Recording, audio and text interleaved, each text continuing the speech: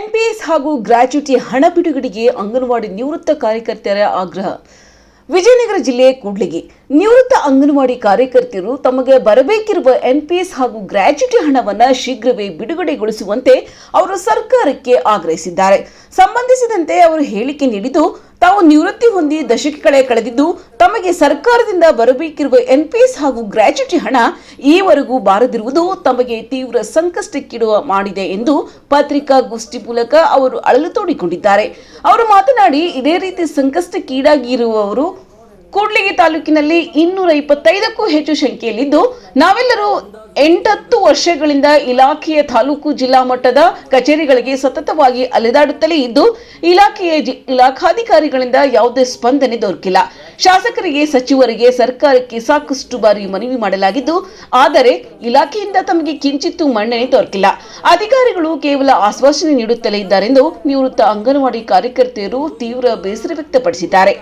ತಾವು ಸೇವೆಯಲ್ಲಿದ್ದಾಗ ಪ್ರತಿ ಬಾರಿಯ ಮಾಸಿಕ ವೇತನದಲ್ಲಿ ಎನ್ಪಿಎಸ್ ಹಣವಾಗಿ ತಲಾ 150 ರೂಪಾಯಿಗಳಂತೆ ಹಣ ಸರ್ಕಾರ ಪಡೆದುಕೊಂಡಿದ್ದು, ನಿವೃತ್ತಿ ಹೊಂದಿ ದಶಕಗಳಾದರೂ ಕೂಡ ನಯಾ ಪೈಸಾ ಬಿಡುಗಡೆ ಮಾಡುತ್ತಿಲ್ಲ ಎಂದು ಅವರು ದೂರಿದ್ದಾರೆ.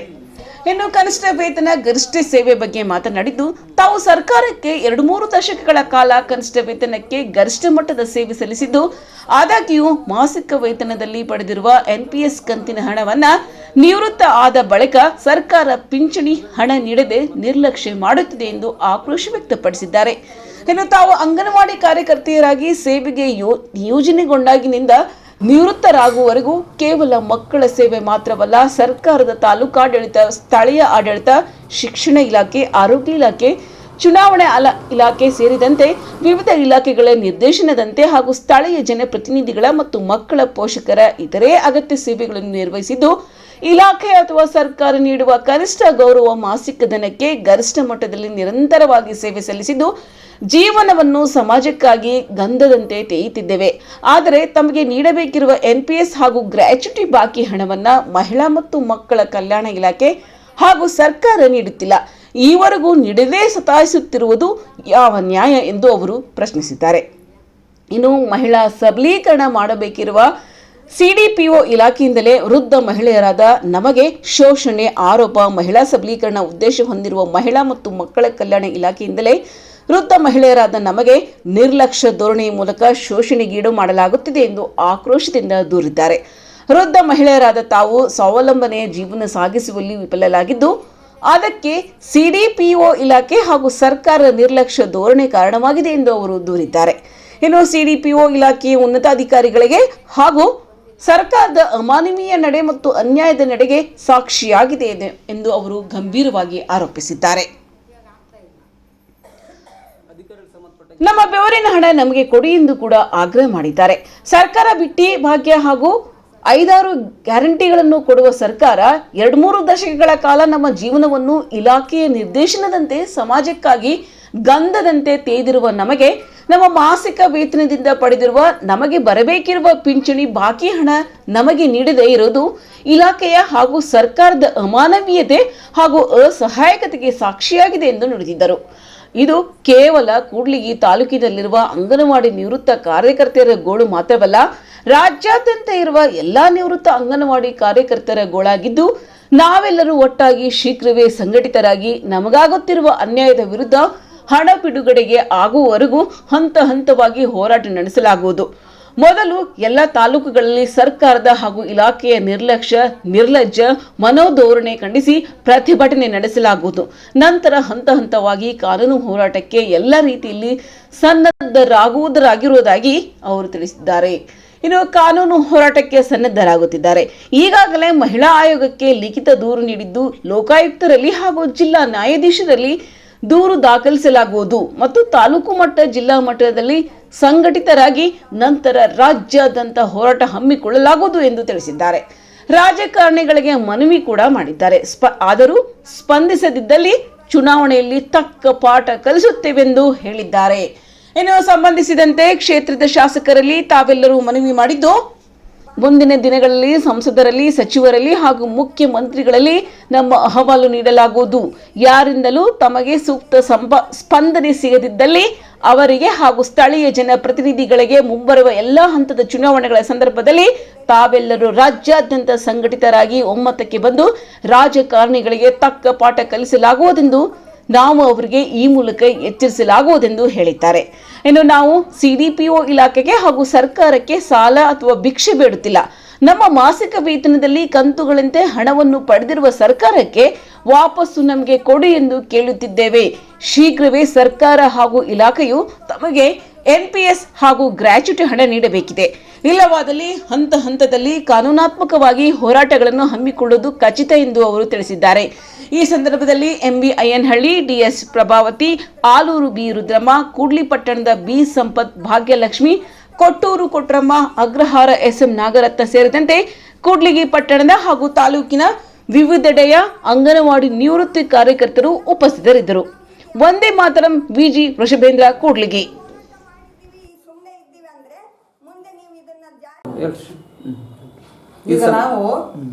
ಈಗ ಇಷ್ಟೆಲ್ಲ ನಾವು ತಿರ್ಗಾಡಿ ಸೋತು ಹೋಗಿದ್ದೇವೆ. ನಮ್ಮ ಕೈಲಿ ಆಗೋದಿಲ್ಲ, ಇನ್ನು ವಯಸ್ಸಾಗಿದೆ, ನಾವು ತಿರ್ಗಾಡ ಶಕ್ತಿನೂ ಇಲ್ಲ, ಹಣವೂ ಇಲ್ಲ, ಏನೂ ಇಲ್ಲ. ನಾವು ಬೀದಿಗೆ ಬಂದಿದ್ದೇವೆ.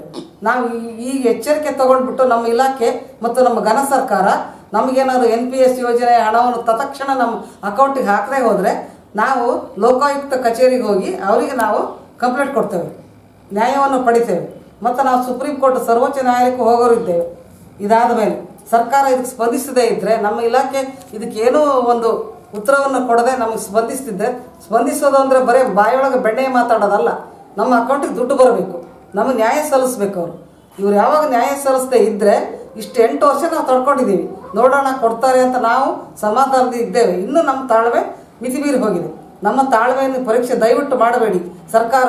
ದಯವಿಟ್ಟು ಮಾನ್ಯ ಸರ್ಕಾರ ಮತ್ತು ಮಾನ್ಯ ಇಲಾಖೆಗೆ ನಾನು ಕಳಕಳಿಯಿಂದ ಕೈ ಮುಗಿದು ಕೇಳ್ಕೊಳ್ತಾ ಇದ್ದೇನೆ. ಇವತ್ತಿನವರೆಗೂ ನಮಗೆ ಯಾವುದೇ ನ್ಯಾಯವನ್ನು ನೀವು ಸಲ್ಲಿಸಿರೋದಿಲ್ಲ. ನಾವು ಮಹಿಳೆಯರು, ನೀವು ಮಹಿಳಾ ದಿನಾಚರಣೆ ಅರ್ಥವಿಲ್ಲದೆ ಮಾಡೋಕ್ಕಿಂತ ನಮಗಾದರೂ ನಮಗೆ ಆರೋಗ್ಯ ಭಾಗ್ಯ ಮತ್ತು ನಮ್ಮ ಹೊಟ್ಟೆಗೆ ಅನ್ನನೂ ಬೇಕು. ನಮ್ಮ ನೋಡ್ಕೊಳ್ಳೋರು ಯಾರೂ ಇಲ್ಲ. ಅದಕ್ಕೆ ಸ್ಪಂದಿಸಿಬಿಟ್ಟು ದಯವಿಟ್ಟು ನೀವು ಇನ್ನೊಂದು ತಿಂಗಳ ಒಳಗಾಗಿ ನಮ್ಮ ಅಕೌಂಟಿಗೆ ಇದು ಹಣವನ್ನು ಗ್ರ್ಯಾಜುಯೇಟಿ ಫಂಡು ಕೊಡಬೇಕು.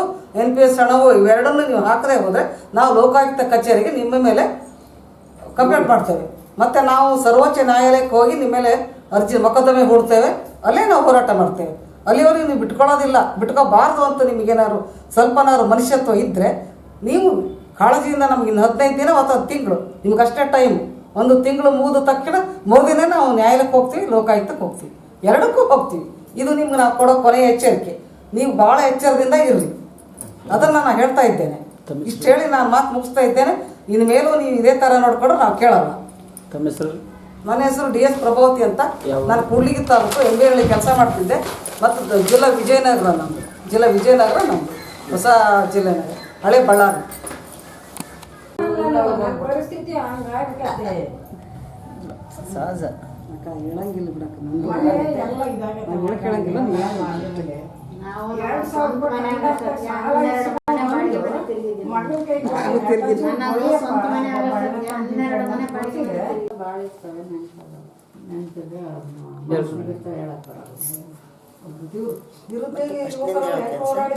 ಏನು ಹೇಳ್ತೀರಮ್ಮ ನೀವು?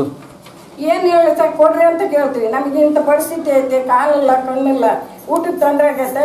ನಮಗೆ ತಿಂಗಳ ಇಷ್ಟು ಅಂತ ಒಂದು 5,000 ಕೊಟ್ಟರೆ ನಾವು ಎಂಟದಲ್ಲಿ ಇಟ್ಟು ಔಷಧಿ ಗುಳಿಗೆ ಮುಂಚೆ ಜೀವನ ಮಾಡ್ತೀವಿ. ಇರೋವರೆಗೆ ಕೊಡಲಿ, ನಾವು ಸತ್ಯವರೆಗೂ ಇನ್ನೇನು ಬೇಡ, ಅಲ್ಲವರೆಗೂ ಕೊಡಲಿ. ಯಾಕೆ ಕೊಡಲ್ಲ? ಈಗೆಲ್ಲ ಮೇಷ್ಗಳಿಗೆ 50, 40, 70,000 ಪೆನ್ಷನ್, 90,000 ಪೇಮೆಂಟ್. ಇವತ್ತು ನಮಗೆ ಕೊನೆಗೆ 10,000 ನಾನು ಕೇಳ್ದಟ್ಟೆ 10,000 ಕೊಟ್ಟರೆ ತಿಂಗಳ ಇಷ್ಟು ನಾವು ಅವ್ರ ಮನೆಗಳಿಗೆ ಇಟ್ಕೊಟ್ರೆ ತಂದು ಕೊಡ್ತಾರೆ ಬಿಡು ಅಂತ ಖುಷಿಯಾಗಿ ಮಾಡಿ ಹಾಕ್ತಾರೆ. ಅದು ಇಲ್ಲ ಅಂದ್ರೆ ಈಗ ಏನು ಮಾಡಿ ನಾನು ಜೀವನ ಮಾಡೋಕ್ಕೆ ಅದು ಹೇಳ್ತಲ್ಲ, ಹೋಗಲ್ಲ ಕುತ್ಕೊಳ್ಳವ ಮಾಡಿದ್ಮೇಲೆ ಉಣ್ಣು ಅಂತಾರೆ. ಮೊಮ್ಮಕ್ಕಳು ಬರ್ತಾವೆ, ಅಜ್ಜಿ ಏನಾಯ್ತು ಕೊಡು ಅಂತಾರೆ. ನಾನು ಏನು ಕೊಡ್ಲಪ್ಪ ಇಲ್ಲದ್ದು. ಹೌದಾ? ಈ ಮಟ್ಟಕ್ಕೆ